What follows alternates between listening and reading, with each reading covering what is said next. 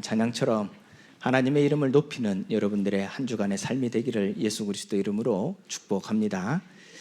한 해 우리에게 주신 말씀 우리 신앙으로 고백하겠습니다. 시작. 진실로 생명의 원천이 주께 있사오니 주의 빛 안에서 우리가 빛을 보리이다. 아멘. 우리 앞뒤 서로를 보시면서 교제합시다. 예수님을 믿읍시다. 예수님을 따릅시다. 예수님을 전합시다. 성도의 교제가 살아나면 우리에게 기도의 힘을 더해 주시고 또 기도가 힘있게 되어지면 우리가 있는 현장에 어둠이 떠나가고 또 빛이 밝아져 또 진리 가운데로 인도하여 하나님의 전능하신 능력이 나타나게 될 줄 믿습니다. 이로 말미암아 구원받는 자들이 늘어나고 또 병든 자들이 나음을 입고 또 많은 사람들이 하나님의 이름을 부르게 될 줄 믿습니다. 그래서 우리가 이 성도의 교제, 곧 그리스도 안에서 성도가 교제하고 오로지 기도에 힘쓰는 그 분위기와 문화가 교회에 회복될 때 하나님은 반드시 그 땅에 은혜와 진료로 충만하게 하셔서 복음화에 응답을 주실 줄 믿습니다. 여러분들 이 일에 힘써 주시길 부탁드리고 여러분들 교제 속에서 하나님의 사랑이 넘치기를 예수 그리스도 이름으로 축원드립니다. 자, 위기를 만난 때라. 자, 사람들은 보통 위기를 만난 때를 어떻게 이해하고 있을까요? 갑자기 돈이 없어지거나 또 하던 일이 잘 안 되어질 때, 또 계획했던 일들이 다 실패할 때, 이럴 때 어떠한 육신의 문제가 또 아픔으로 고통으로 찾아올 때 위기를 만났다라고 보통 이해를 하죠. 그런데 성경은 그 위기를 만났을 때가 언제임을 밝히고 있냐면요, 바로 하나님과의 관계가 끊어질 때입니다. 하나님과의 관계가 끊어져서 하나님에 대하여 모르고 하나님을 멀리하려고 하고 하나님의 말씀에 불신하여 그 패역함이 나타날 때, 그래서 그 하나님의 은혜의 법칙을 깨고 불순종할 때, 사람에게 위기를 만날 때 위기를 만났다라고 이야기를 합니다. 영적 위기는 곧 영적이라는 것은 우리가 알지 못하는 신비한 일이다라는 의미로 우리가 이해할 수 있겠지만은요, 이 영적이라는 것을 붙는 것은 하나님의 영, 그 하나님을 아는 지식, 하나님에 대한 지식을 의미합니다. 그래서 이 영적인 위기라는 건 하나님과의 관계 속에서 문제가 생긴 거죠. 오늘날 이 시대에 하나님은 영적 위기를 만난 때라고 합니다. 초대교회도 그렇습니다. 오늘 우리가 함께 본 이 민수기 16장 말씀에서 보여진 이스라엘에게도 마찬가지였습니다. 민수기 14장 말씀과 연결되어진 말씀이기도 합니다. 영적 위기를 만났을 때 하나님은 어떤 결과를 우리에게 보여주셨냐면요, 이 영적 위기를 능히 이기게 하셨다는 거예요.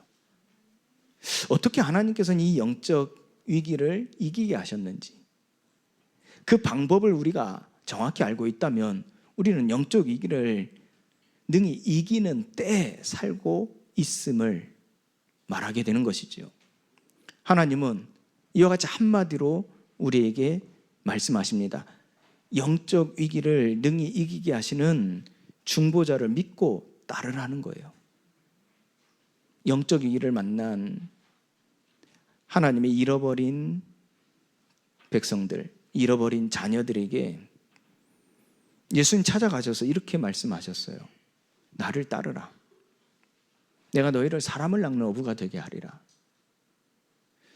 잃어버린 하나님의 백성들, 잃어버린 영혼들에게 예수님 찾아가셔서 하신 첫 마디가 나를 따르라는 것이었어요. 여기서 예수님은 어떤 역할을 하게 되어집니까? 바로 중보 역할을 하게 됩니다.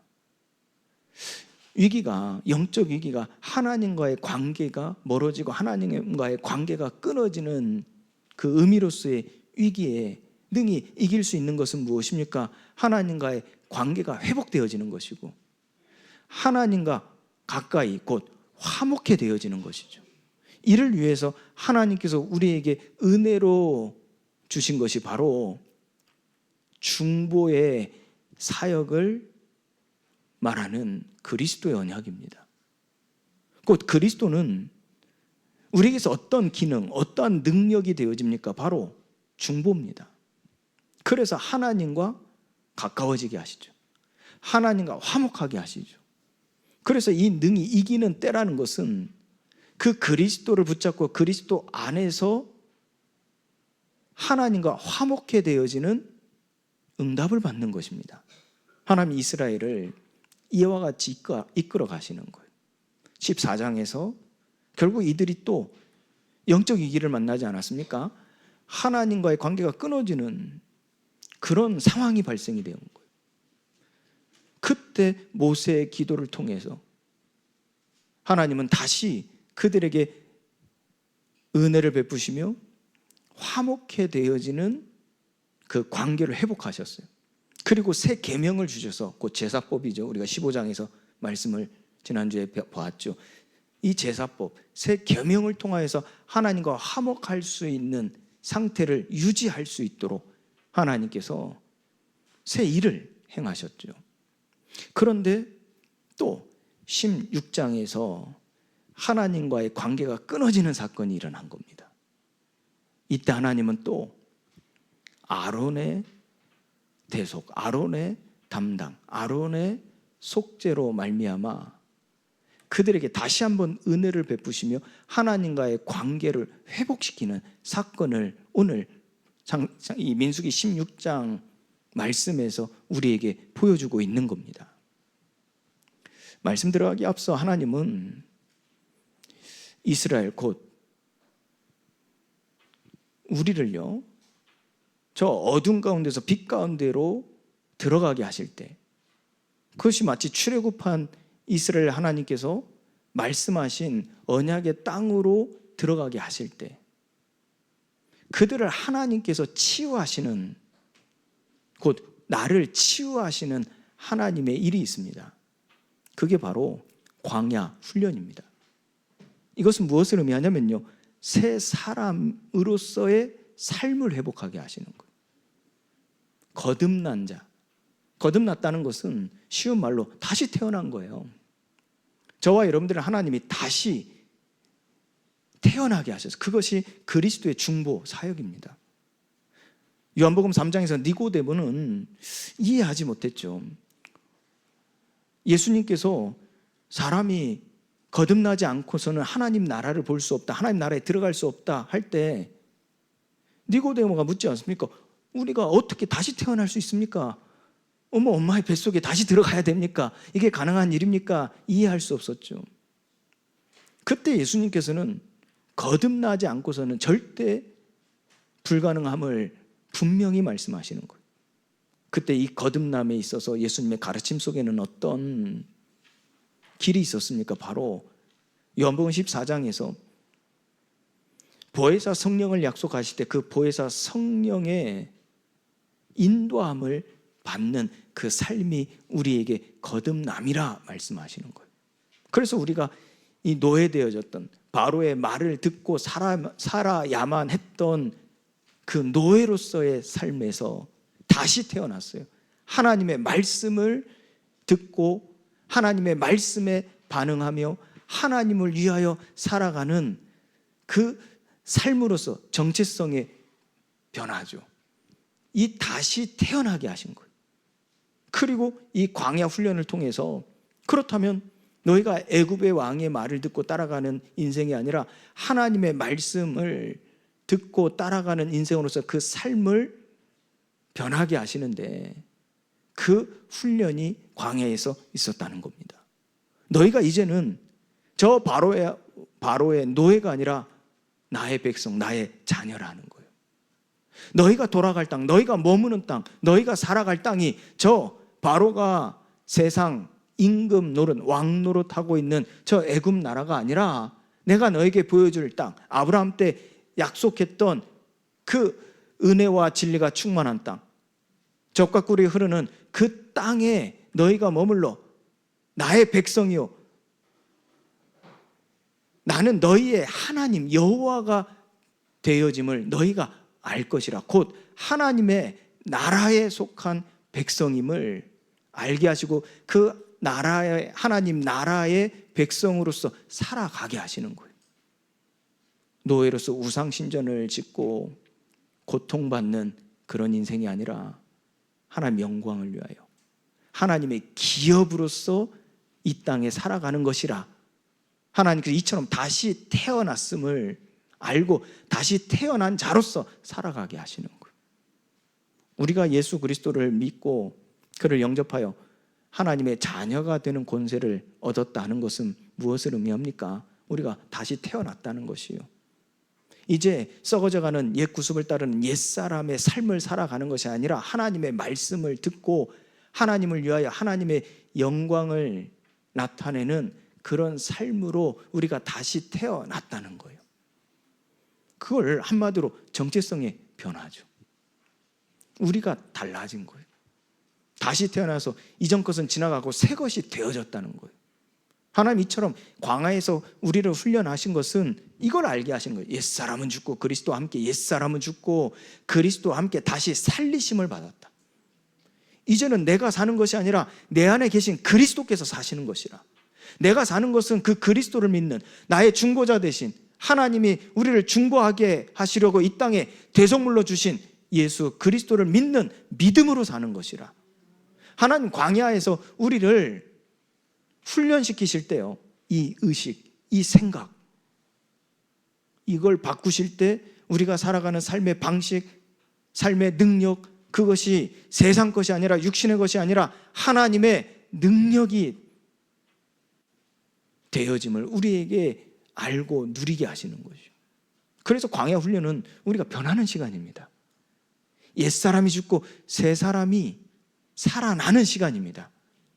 썩어져가는 구습을 따르는 마귀의 종노릇하는 우리의 정체성, 그것이 죽고 내 의식에서 사라지고 하나님의 자녀, 하나님의 영광, 하나님의 기업으로서 하나님의 일을, 비밀을 맡은 자, 그리스도의 일꾼으로 그 정체성이 새롭게 되어지는 그 시간입니다.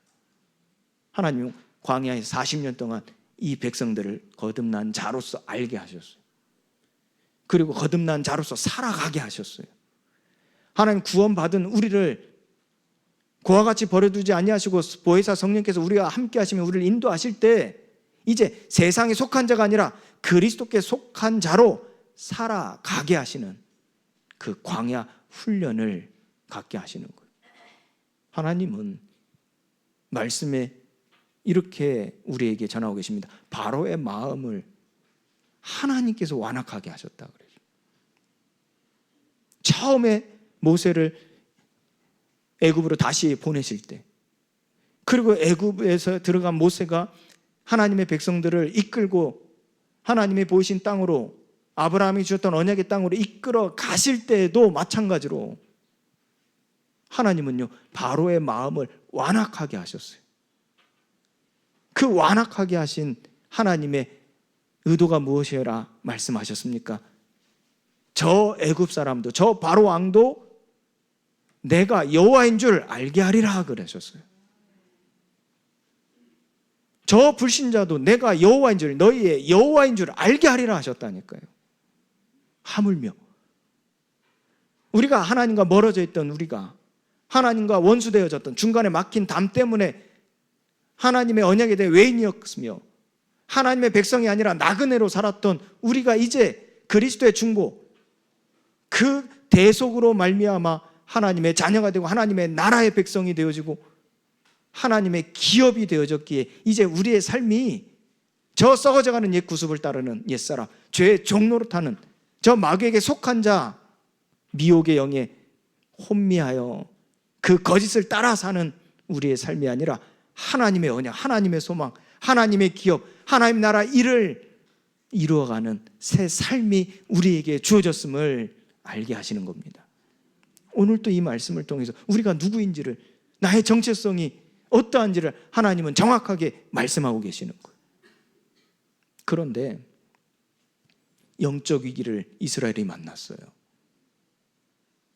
레위 지파인 고핫 자손의 고라가, 르우벤 자손. 르우벤은 누굽니까? 장자입니다. 장자인데도 불구하고 그 장자의 책임과 의무를 다하지 못하고 도리어 하나님께 반역하여 하나님이 세운 그리스도를 예표하여 그리스도를 깨닫게 하려고 세운 종을 넘어서려고 할 때 하나님은 이 르우벤을 어떻게 하셨어요? 장자의 축복을 거두시고 성전 문지기로 살게 하셨어요. 성김을 배우게 하셨어요. 그래야 그 르우벤 지파의 후손들이죠. 이 다단, 아비람, 그리고 이 온이라는 사람이 그 성전 문지기와 같이 낮은 자리에서 그리스도의 성긴 그 그리스도의 언약에 대하여 회복하여 정말 하나님의 백성, 하나님의 자녀임을 늘 상고하며 살도록 하셨죠. 그런데 이들이 그걸 놓친 채 또 어떻게 했어요? 고라와 함께 하나님과 멀어지는 거예요. 하나님의 언약에 대하여 외인이 돼버린 거예요. 다시 말해 하나님이 말씀하시고 하나님이 명령하시고 하나님이 소망으로 주신 것들을 전혀 나의 기쁨, 나의 만족, 나의 모든 것으로 여기지 않는 거예요. 가치 없게 여기는 거예요. 필요 없게 여기는 거예요. 그러면서 이 세상에 살아가는데 이게 필요하지, 저게 필요하지, 그것을 얻을 수 있는 길을 얻게 만드는 이론들을 쫓아가는 삶을 살아가는 거예요. 그래도 여전히 저 낮은 자리에서, 저 밑바닥 인생에서 벗어나지 못하니까 하나님의 의도와 우리의 조상 르우벤을 통하여 하나님께서 회복하시고자 하시는 그 일을 기억하지 못하고 그 낮은 자리에 낙심하고 좌절하여 비관하며 어떻게 하면 높은 자리에 올라갈까 생각하다가, 고라도 그랬고요, 저 다단과 아비람도 온도 그랬고요, 저 아론을 보니까요, 일하지 않고도요 잘 살아요.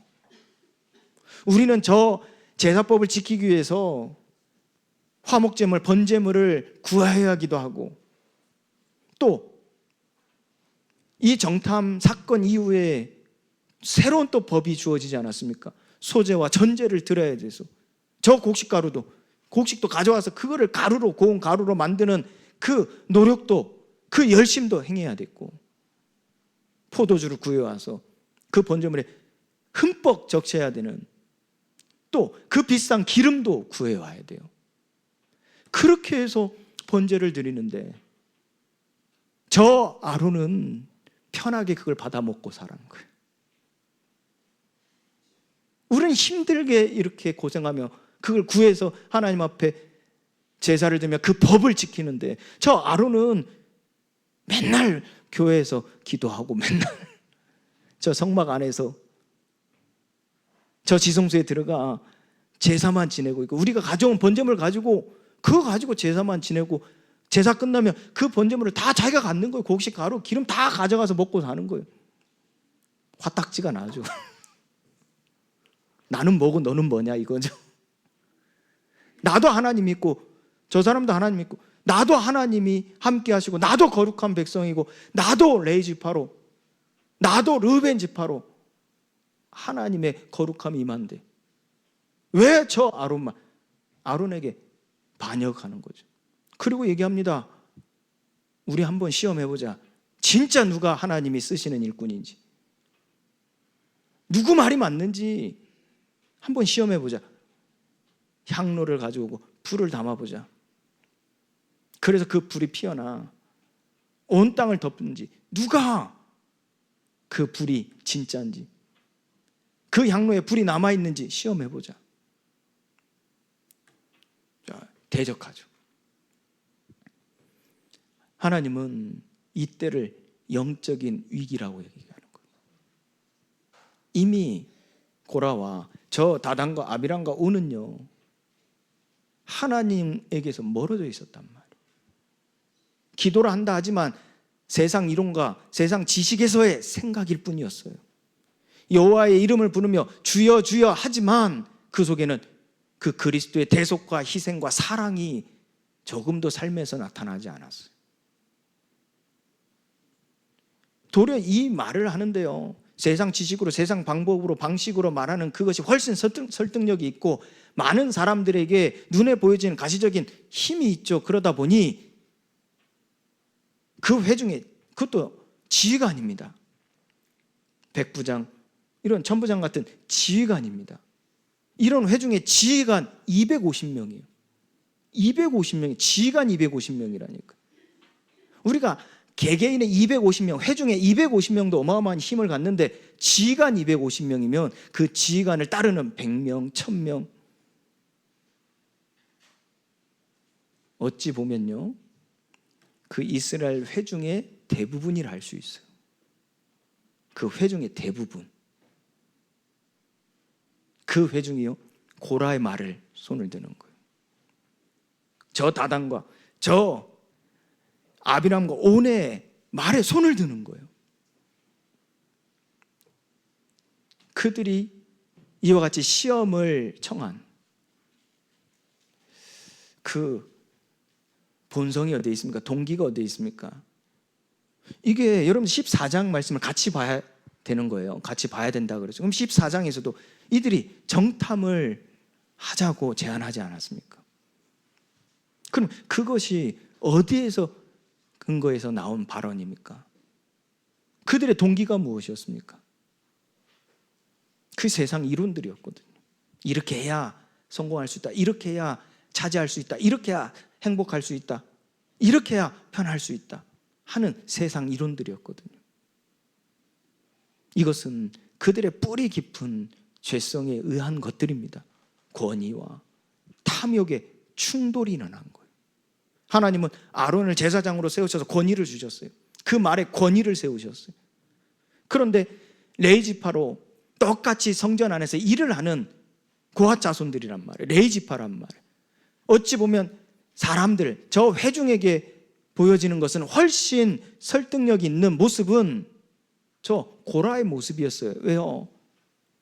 아론은 제사만 지내고 있거든요. 성막 안에서. 그것도 지성소 안에 틀어박혀서 제사만 지내고 있거든요.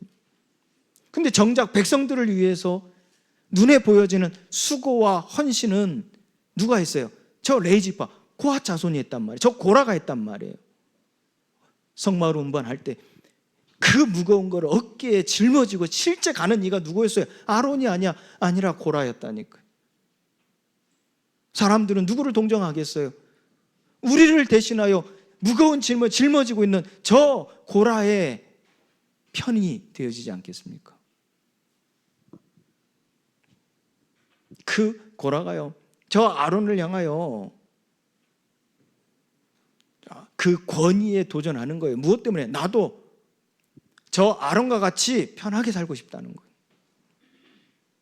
저 아론과 같이 나도 저 성막 안에서 외부의 적들에 싸우지도 않고 일도 안 하고 백성들이 올린 저 재물을 그냥 받아 먹고 살고 싶다는 거예요. 탐욕과 하나님이 주신 권위의 충돌이 일어나 버리는 거예요. 무엇 때문에? 인간 그 깊은 곳에 숨겨져 있는 죄성입니다. 이 믿음과 불신의 양면성이 사람에게 내재되어 있다는 얘기입니다. 여러분들 동전을 가지고 있으면 이 양면이 동시에 존재하잖아요. 이걸 돈이라 하잖아요. 앞면이라고 동전이 아닙니까? 뒷면이라고 동전이 아닙니까? 돈이 아닙니까? 똑같이 양면이 다 돈이란 말이에요. 우리가 하나님의 자녀이지만 우리에게는 여전히 몸에 뿌리 내려진 죄성이 있어요. 로마서 7장 말씀을 여러분들이 읽어보시면 인간이 이 죄와 하나님의 의가 동시에 인간에게 영향을 주고 있다는 거예요.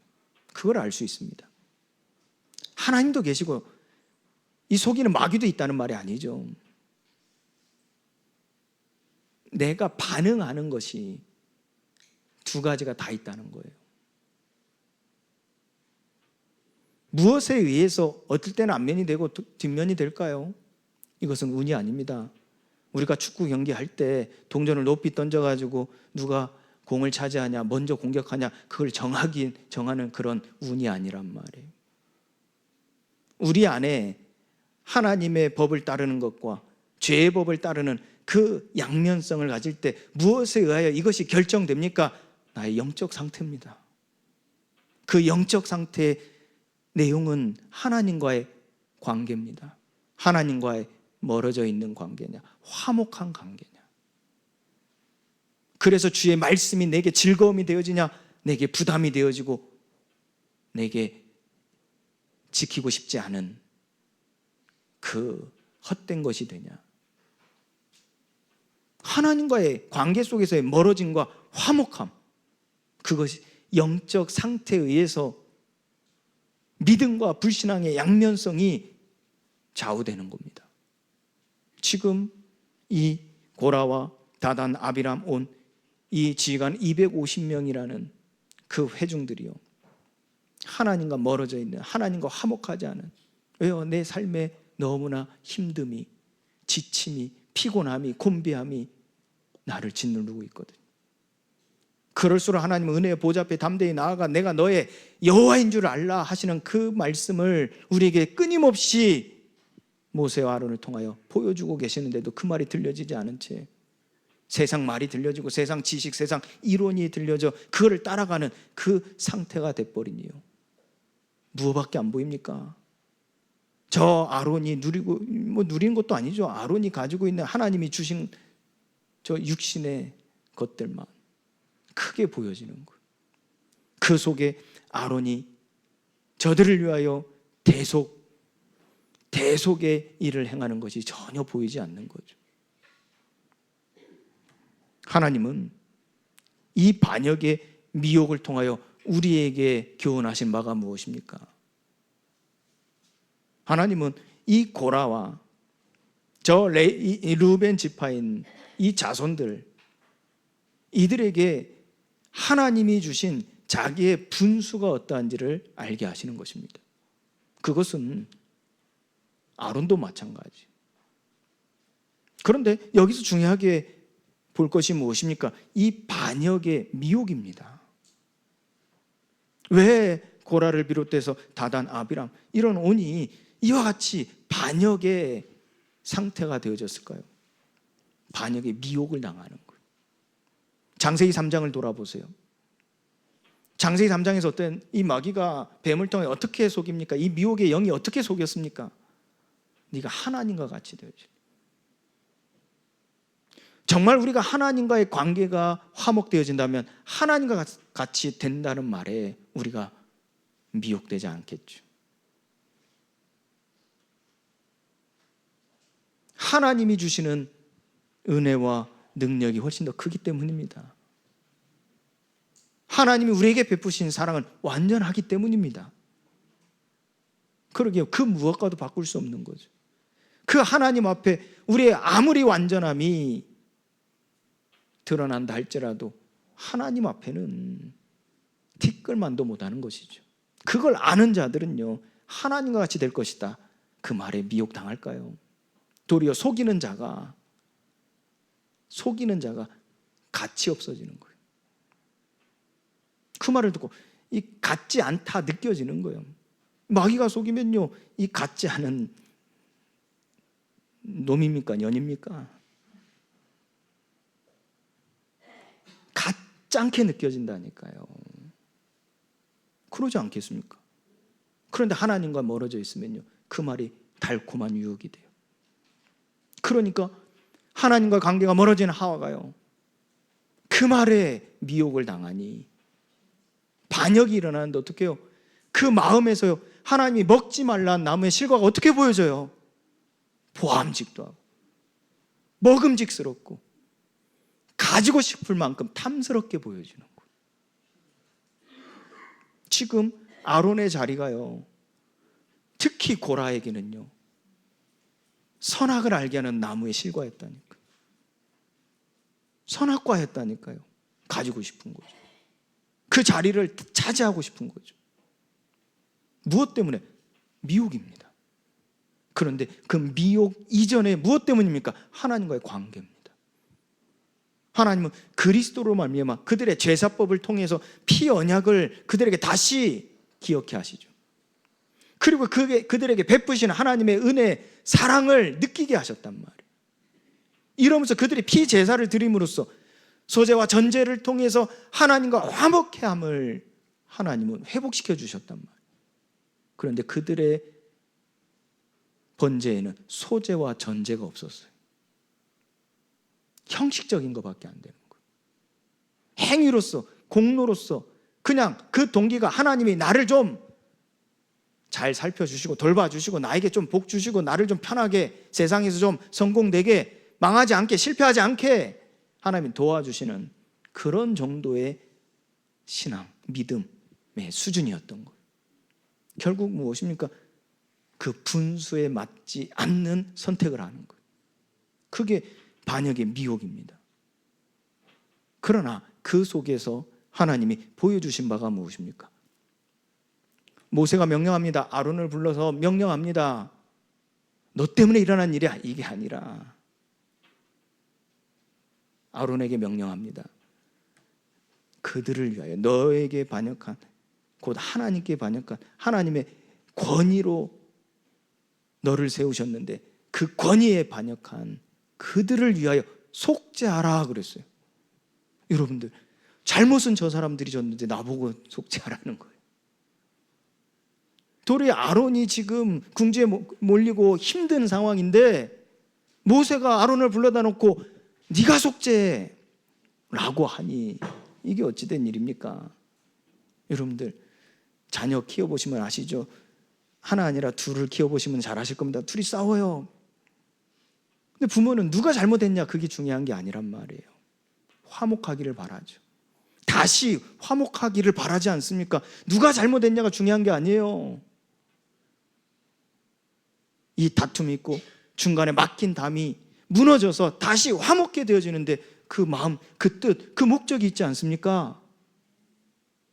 그래서 말합니다. 네가 형이니까, 오빠니까, 네가 동생이니까. 그러면 자녀들은 뭡니까? 내가 왜? 오빠가 잘못했는데 내가 왜? 그러면 오빠는 그렇지 않습니까? 내가 왜?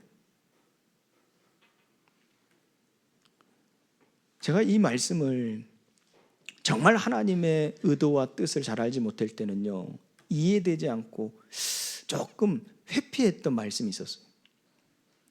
네 원수를 사랑하라. 여러분들, 원수를 만들어 보신 분은 아실 겁니다. 얼마나 나를 힘들게 합니까? 내가 그것 때문에 얼마나 괴롭습니까? 그 상황이 그 사람이 아니고서는 이런 일이 안 생겨도 되어지는데 그 사람 때문에 이런 일이 생겼어요. 여러분들, 원수가 생겨본 사람들은 아실 겁니다. 그런데 하나님이 말씀하세요. 네 원수를 사랑하라. 아니, 저 사람이 내 앞에서 무릎 꿇어도 내가 할까 말까 하는데 저 사람이 지은 죄를 나보고?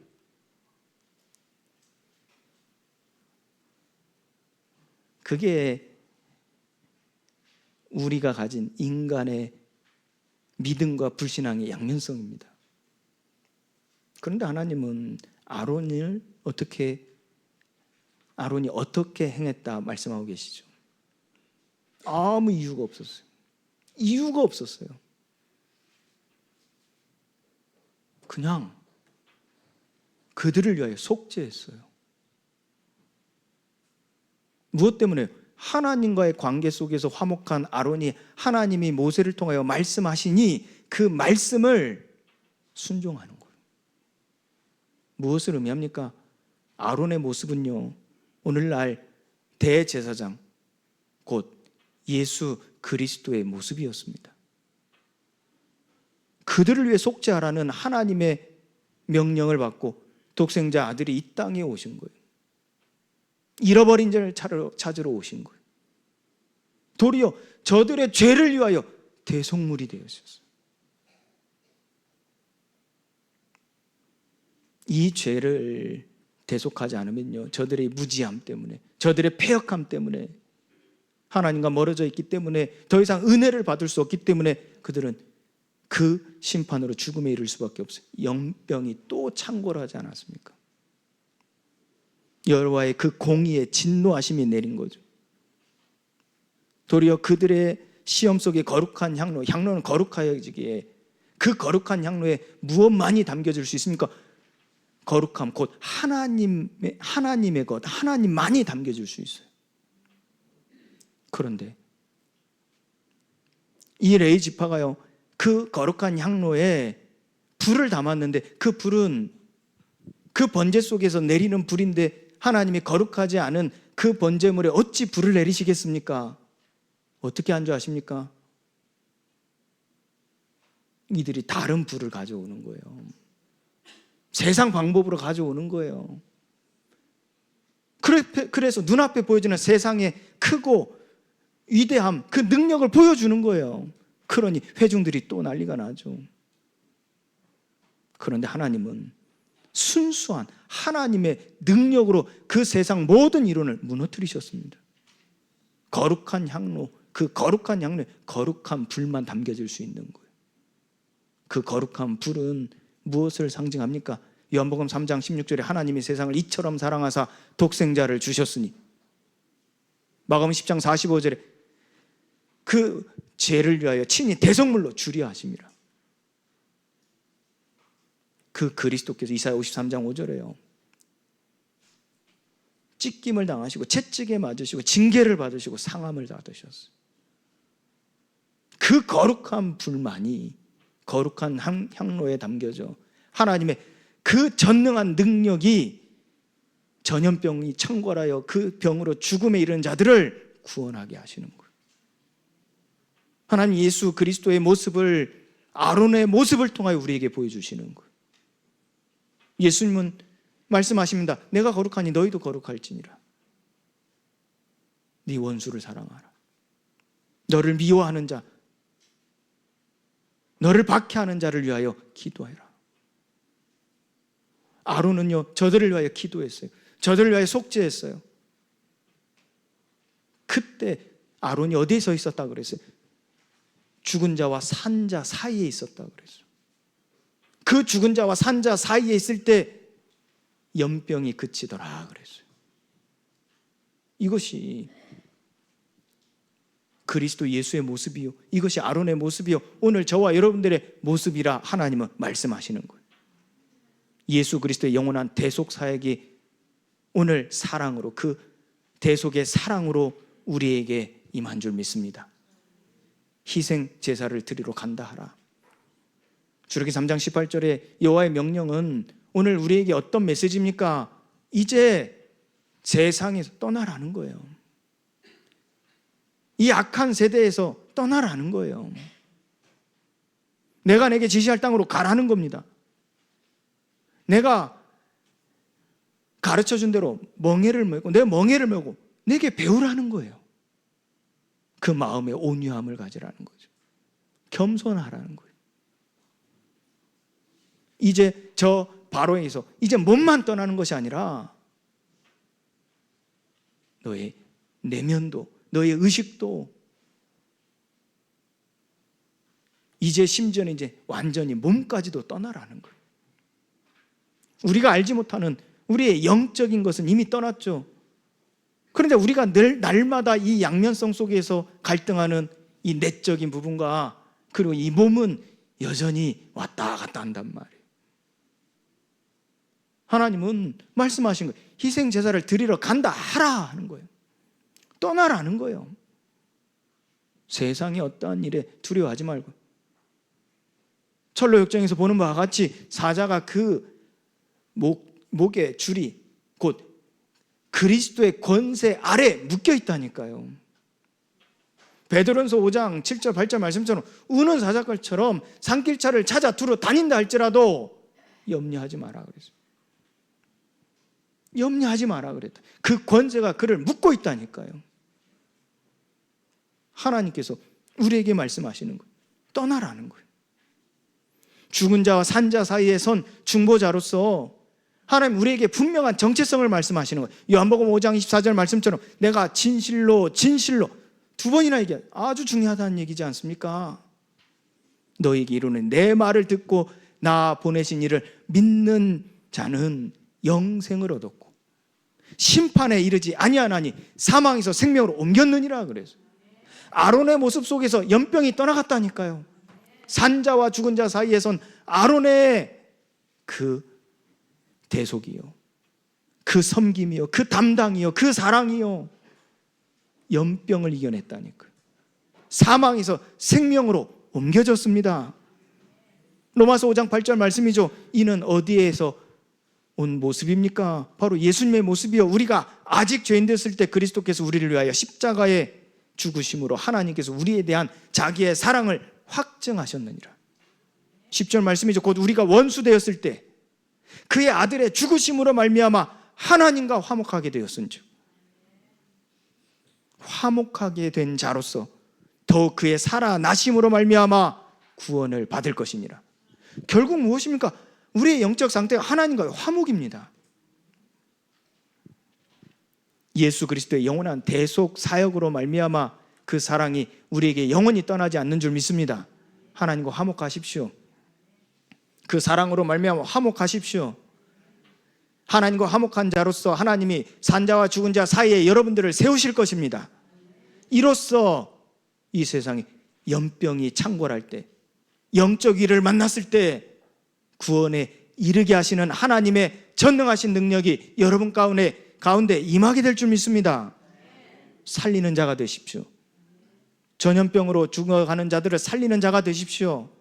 영적 위기 속에서 능히 이기는 때를 맞이하십시오.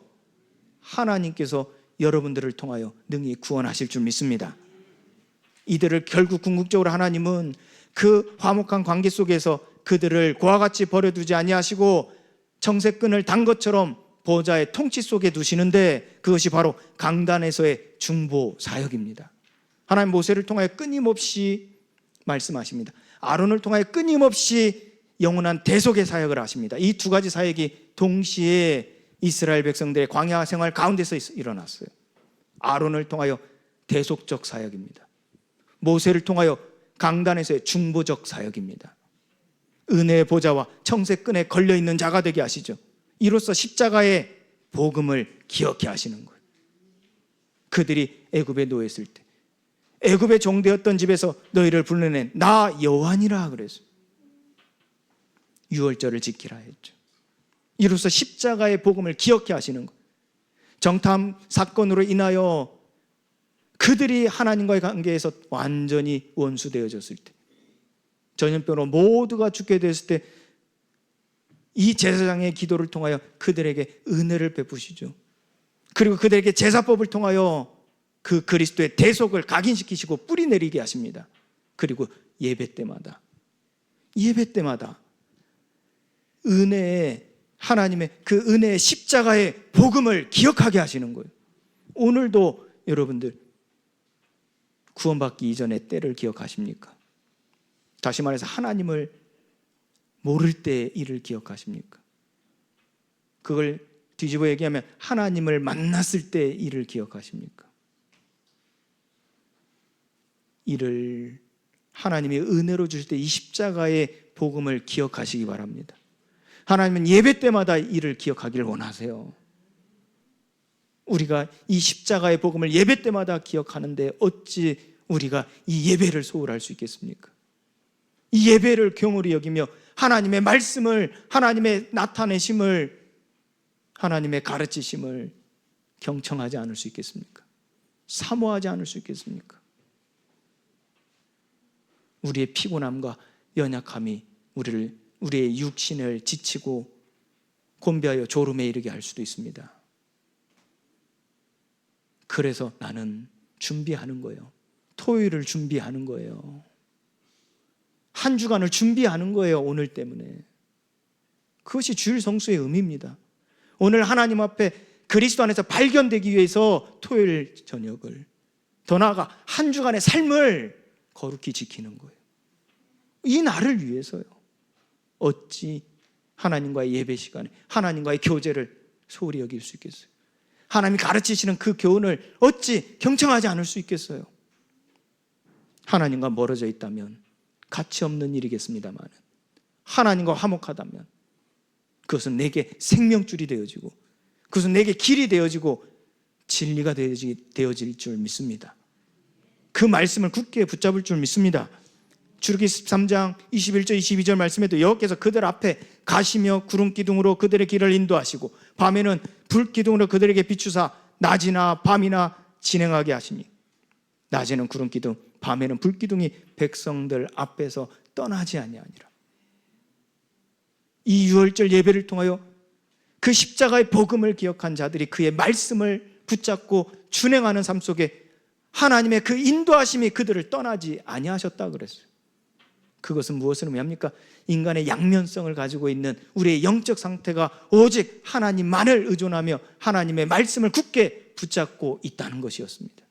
스스로 멀리하고 스스로 믿지 아니하여 패역한 세대 속에서 반역하지 않았다는 거예요.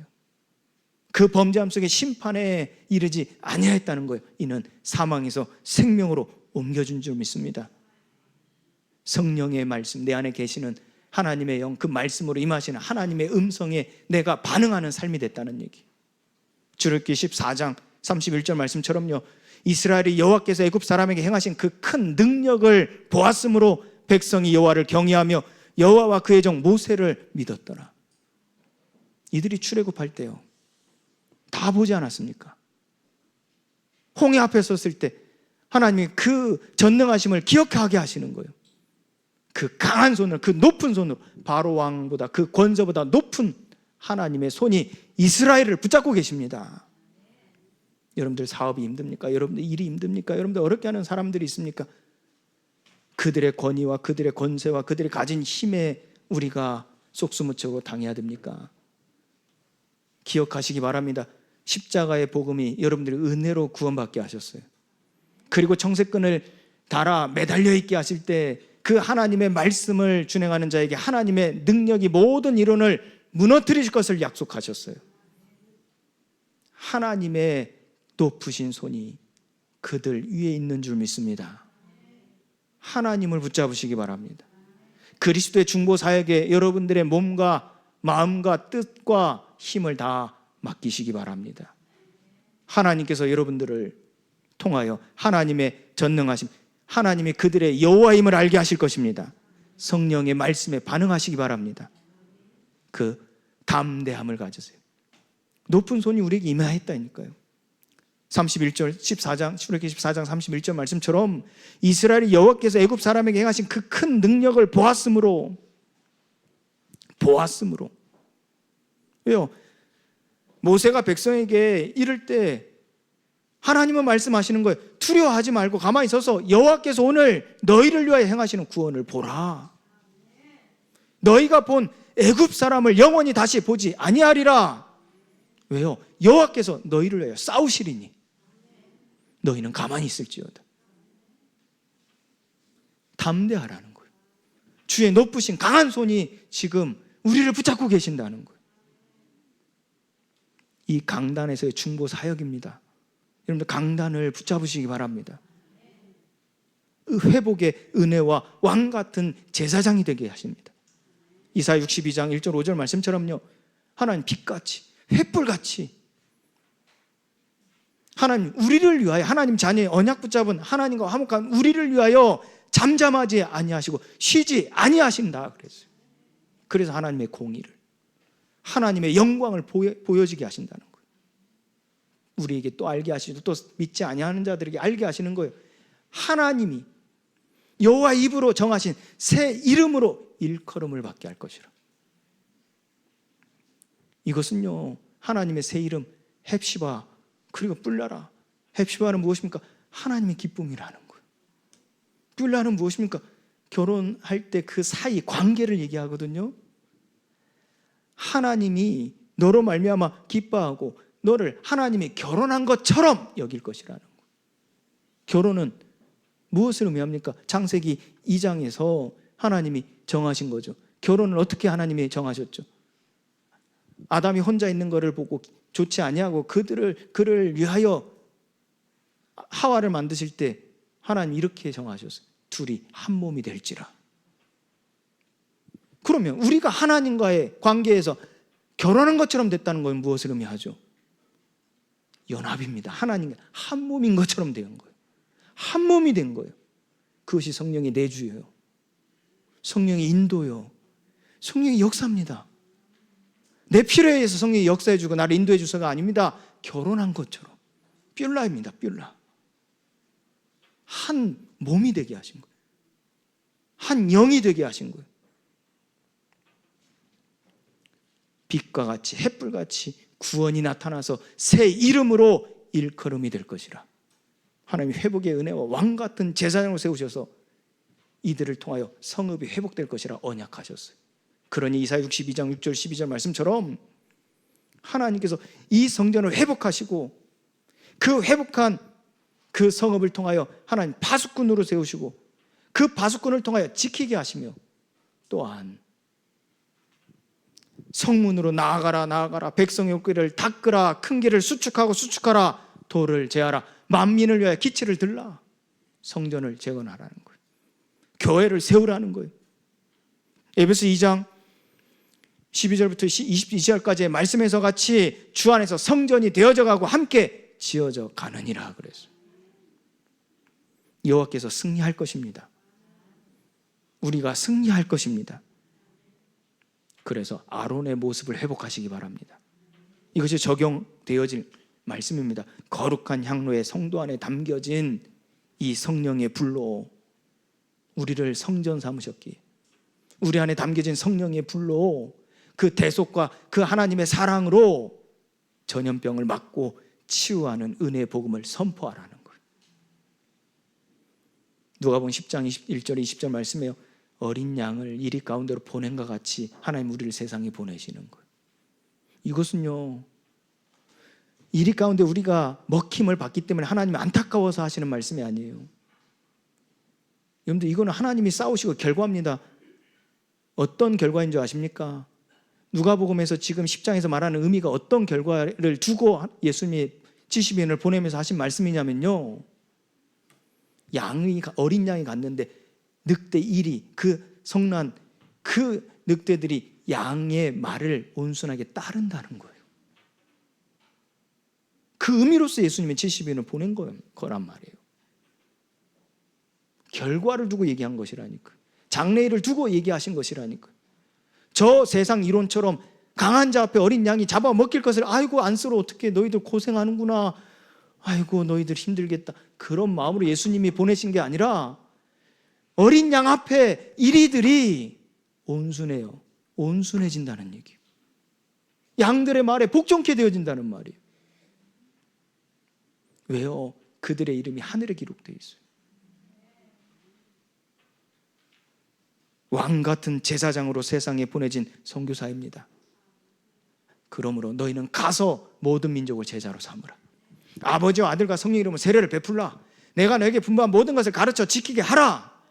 볼지어다 세상 끝날까지 내가 너희 항상 함께 있으리라. 죽은 자와 산 자 사이에 서서 사망을 생명으로 바꾸는 그리스도의 일꾼이 되시기 바랍니다. 이번 한 주도 영적 위기를 이기는 때를 사시기를 예수 그리스도의 이름으로 축원드립니다. 하나님 감사합니다. 오늘도 승리를 우리에게 주시니 감사합니다. 성도 안에 담겨진 성령의 불이 모든 전염병을 막고 치유하는 하나님의 전능하신 능력이 된다 말씀하셨사오니 하나님의 성전된 우리가 오직 하나님의 말씀으로 이 시대 영적 위기를 만난 이 세대를 구원하며 전염병을 막고 치유하는 은혜의 복음을 선포하는 증인으로 하나님 우리가 살아가게 하여 주옵소서. 이번 한 주도 우리로 말미암아 천하만민이 복을 얻기를 원합니다. 우리로 말미암아 병이 치유되기를 원합니다.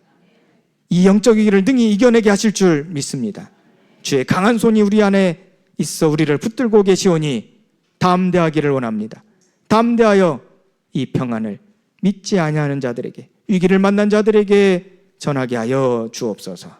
예수 그리스도의 이름으로 기도합니다. 아멘.